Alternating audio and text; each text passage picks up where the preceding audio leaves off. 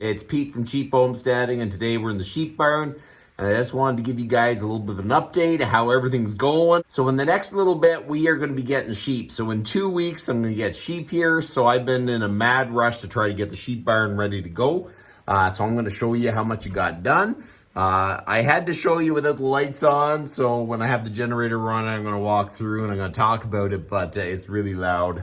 My goal is to get power to it, but for now, we pretty well just have the generator running. When you first go in the sheep barn, there's a small hay feeder. I got the water trough, and there's 2 stalls on this side of the barn.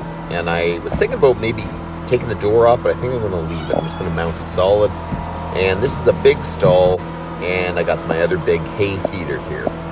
I'm gonna be coming in here in the morning, and I really didn't want it to be dark, so I wired it up for lights and made sure that there was some good lights there. This weekend was kind of a rush. I was really pushing to make sure that I can get the sheep barn wired up, get the hay feeders hung.